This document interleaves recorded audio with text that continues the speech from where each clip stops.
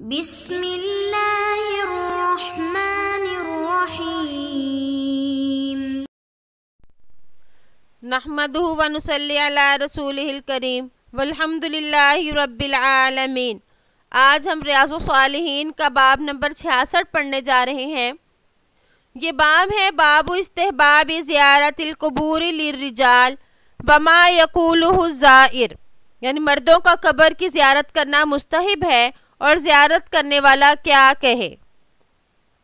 اس میں امام نووی رحمہ اللہ وہ حدیث لے کر آئیں گے جس میں قبروں کی زیارت کے آداب بتائے جائیں گے اور بتایا جائے گا کہ قبروں کی زیارت کرنے کی اجازت بھی آپ صلی اللہ علیہ وسلم نے دے دی، اور اس کے علاوہ یہ مسنون عمل ہے، خود آپ صلی اللہ علیہ وسلم بھی قبروں کی زیارت کے لیے جایا کرتے تھے۔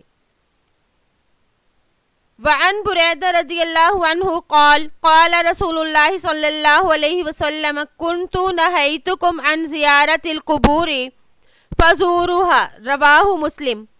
حضرت بریدہ رضی اللہ عنہ سے روایت ہے کہ رسول اللہ صلی اللہ علیہ وسلم نے فرمایا میں نے تم کو قبروں کی زیارت سے روک دیا تھا، پس تم زیارت کیا کرو۔ اور ایک روایت میں یہ بھی ہے کہ جو شخص قبروں کی زیارت کرنا چاہے پس وہ زیارت کرے، بے شک قبروں کی زیارت آخرت کو یاد دلانے والی ہے۔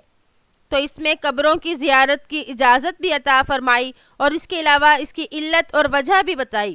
آپ نے فرمایا کہ میں نے تم کو قبروں کی زیارت سے منع کیا تھا، تو آپ صلی اللہ علیہ وسلم نے ابتدائے اسلام میں زیارت قبور سے ممانعت فرمائی تھی، کیونکہ جاہلیت کا زمانہ قریب تھا، اس لیے یہ اندیشہ ہوا کہ شاید لوگ قبروں پر جا کر کفر اور شرک کی باتیں کریں۔ اور جب آپ صلی اللہ علیہ وسلم نے دیکھ لیا کہ اب صحابہ کرام کے دلوں میں اسلام راسخ ہو گیا، تو آپ نے قبروں پر جانے کی اجازت عطا فرما دی۔ اب تمام ہی علماء کا اس مسئلے پر اتفاق ہو گیا کہ قبروں کی زیارت کے لیے جانا مستحب ہے۔ اس کی وجہ سے آدمی کو موت کی یاد آتی ہے، دل نرم ہوتا ہے، دل و دماغ میں یہ بات پختہ ہو جاتی ہے کہ دنیا فانی ہے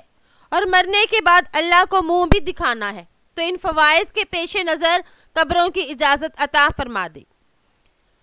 وعن عائشہ رضی اللہ عنہا قالت کان رسول اللہ صلی اللہ علیہ وسلم کلما کان لیلتها من رسول اللہ صلی اللہ علیہ وسلم یخرج من آخر اللیل الى البقیع فیقول السلام علیکم دار قوم مؤمنین وَأَتَاكُمْ مَا تُوعَدُونَ غَدًا مُعَجَّلُونَ۔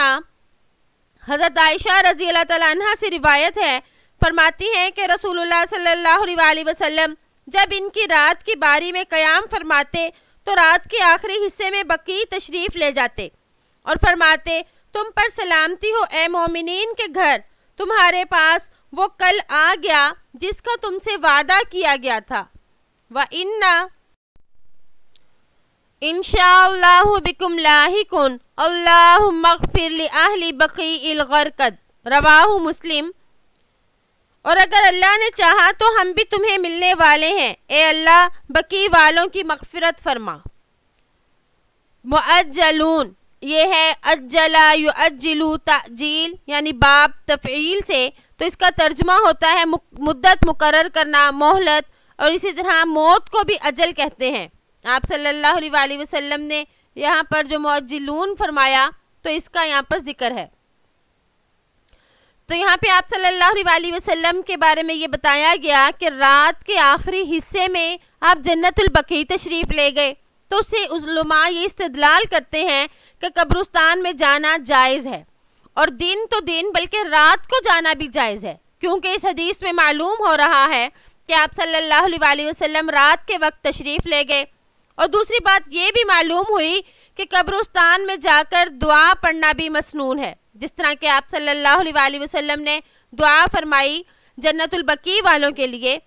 جنت البقیع کون سا قبرستان ہے؟ تو اس قبرستان کو جنت البقیع بھی کہا جاتا ہے، اور اسی طرح اہل الغرقد بھی کہا جاتا ہے، یعنی بقیع الغرقد جو آپ صلی اللہ علیہ وسلم نے فرمایا، تو اس کو غرقد اس لیے کہتے ہیں کہ یہاں پر پہلے جھاڑی اور درخت موجود تھے، اور آپ صلی اللہ علیہ وسلم کہ یہ مسجد نبوی کے قریب ہی یہ جو ہے قبرستان تھا، تو اس قبرستان میں بے شمار صحابہ کرام اور اولیاء اللہ مدفون ہیں، اور کئی مسلمان جو ہیں اس میں مدفون ہیں۔ اور اس میں یہ بھی کہا جاتا ہے اس کے بارے میں، امام مالک یہ فرماتے ہیں کہ اس میں تقریباً 10,000 صحابہ کرام کی قبریں ہیں۔ قبروں سے مراد یعنی 10,000 صحابہ کرام تقریباً اس میں مدفون ہیں۔ وعن بریدہ رضی اللہ عنہ قال کان نبی صلی اللہ علیہ وسلم یعلمہم اذا خرجوا الی المقابر ان یقول قائلہم السلام علیکم اہل الدیار من المؤمنین والمسلمین وإنا ان شاء اللہ بکم لاحقون اسأل اللہ لنا ولکم العافیہ، رواہ مسلم۔ حضرت بریدہ رضی اللہ عنہ بیان کرتے ہیں کہ جب لوگ قبروں کی طرف جاتے تھے تو آپ صلی اللہ علیہ وآلہ وسلم ان کو سکھاتے کہ وہ یہ دعا پڑھیں: اے مومنوں اور مسلمانوں کی بستیوں والوں، تم پر سلامتی ہو، اگر اللہ نے چاہا تو ہم یقیناً تم سے آ ملیں گے، ہم اللہ سے اپنے لیے اور تمہارے لیے عافیت کا سوال کرتے ہیں۔ تو اس میں فرمایا کہ جب لوگ قبرستان جاتے تو آپ ان کو یہ دعا سکھاتے تھے، اور وہ دعا جو ہے السلام علیکم اہل الدیار من المؤمنین یہ والی ہے، اور بعض جگہ دوسری دعا بھی ذکر فرمائی۔ اور حضرت عبداللہ بن عباس رضی اللہ تعالیٰ عنہما کی ایک روایت میں ہے کہ نبی کریم صلی اللہ علیہ وآلہ وسلم نے ارشاد فرمایا کہ جو شخص کسی ایسے مومن بھائی کی قبر پر پہنچے جسے وہ دنیا میں جانتا تھا، پھر اس پر سلام پیش کرتا ہے تو صاحب قبر اس کو پہچانتا ہے اور اس کے سلام کا جواب دیتا ہے۔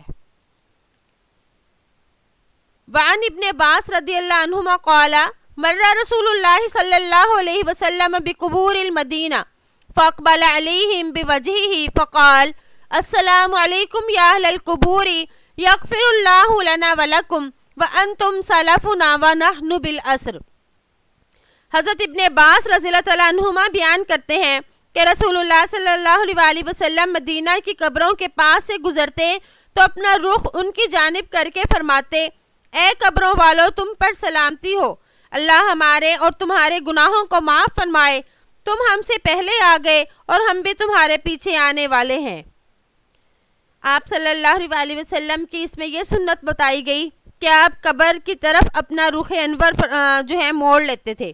تو علماء فرماتے ہیں کہ دعا کرتے وقت آدمی کا چہرہ قبر کی طرف ہو تو اس میں کوئی حرج نہیں۔ جمہور علماء اور مجتہدین جو ہیں ان کا یہی مسلک ہے،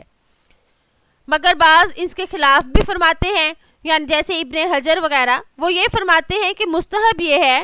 کہ جب قبر پر حاضر ہونے والا دعائے مغفرت کرے تو اپنا چہرہ قبلے کی طرف کر لے۔ تو قبر کے پاس یہاں پہ فرمایا کہ قبر والوں کی طرف رخ بھی کرنا بہتر ہو گیا، درست ہو گیا، جیسے آپ صلی اللہ علیہ وسلم نے کیا، یہ بھی جائز ہے۔ اور جس طرح کے دعا کا ایک ادب ہے کہ جب دعا کی جائے تو قبلہ رخ ہو جاؤ، تو وہ بھی درست ہے۔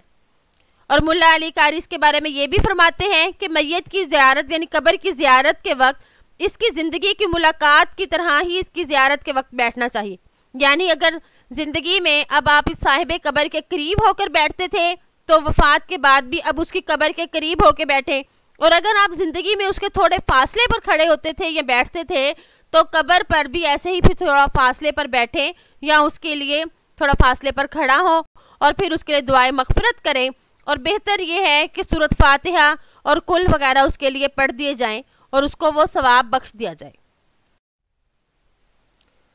باب کراہت تمنی الموت بسبب ضر نزل بی ولا بأس به لخوف الفتنة فی الدین، یعنی کسی تکلیف کے آنے پر موت کی آرزو کرنے کی کراہیت کا بیان اور دین میں فتنے کے خوف سے موت کی آرزو کرنے کا جواز۔ اس باب کے تحت امام نووی رحمہ اللہ وہ حدیث لے کر آئیں گے جس میں یہ بتایا جائے گا کہ موت کی دعا کرنا جو ہے یہ مکروہ ہے، اور اس دوسرا امام نووی رحمہ اللہ کا یہ مذہب ہے کہ دین کے فتنے کے لیے موت کی دعا کرنا جائز ہے۔ یعنی دنیاوی تکلیفوں پر تو جائز نہیں، لیکن دین کے فتنے میں مبتلا ہونے کی وجہ اگر اس کا ڈر ہو تو تب موت کی تمنا کی جا سکتی ہے۔ وعن ابی ہریرہ رضی اللہ عنہ ان رسول اللہ صلی اللہ علیہ وسلم قال لا يتمنى احدكم الموت اما محسنا فلعلہ یزداد وإما مسیئا فلعلہ یستعتب، متفق علیہ۔ حضرت ابو ہریرہ رضی اللہ تعالیٰ عنہ سے روایت ہے کہ آپ صلی اللہ علیہ وسلم نے فرمایا تم میں سے کوئی آدمی موت کی تمنا نہ کرے، اس لیے کہ اگر وہ نیک ہے تو شاید وہ نیکیوں میں زیادہ بڑھ جائے، اگر بدکار ہے تو شاید وہ توبہ کر لے۔ وفی روایت مسلم عن ابی ہریرہ رضی اللہ عنہ عن رسول اللہ صلی اللہ علیہ وسلم قال لا يتمنى احدكم الموت لا يدعو به من قبل ان ياتي انه اذا مات انقطع عمله وانه لا يزيد المؤمن عمره الا خيرا۔ اور مسلم شریف کی روایت میں ہے جو ابو ہریرہ رضی اللہ تعالیٰ عنہ ہی سے مروی ہے کہ رسول اللہ صلی اللہ علیہ وسلم نے فرمایا تم میں سے کوئی شخص موت کی آرزو نہ کرے،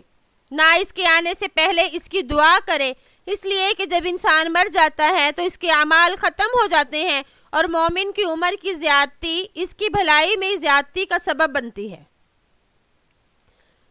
ان حدیث میں یہ بتایا گیا ان دونوں روایات میں کہ زندگی جو ہے کس قدر قیمتی ہے۔ آپ صلی اللہ علیہ وسلم نے موت کی تمنا کرنے سے منع کیا اس لیے کہ اس میں زندگی کی نعمت جو ہے اس کی ناشکری ہے، کیونکہ مومن کی زندگی ہر حال میں اس کے لیے فائدہ مند ہے۔ اگر تو وہ نیکیاں کرنے والا ہوگا تو پھر اس کی نیکیوں میں اضافہ ہوگا، اور اگر اس کو موت آ جائے تو نیکیاں اس کی رک جائیں گی، تو کوئی ایسا راستہ نہیں ہوگا جس کی وجہ سے وہ نیکیاں کر سکے۔ تو اس لیے مومن کی زندگی بہت بڑا تحفہ ہے، اور اسی طرح اگر وہ مومن جو ہے وہ گناہ گار ہے تو تب بھی اس کے لیے زندگی تحفہ ہے، اس وجہ سے کہ اب اس کے پاس مہلت ہے، وقت ہے کہ وہ توبہ کر لے۔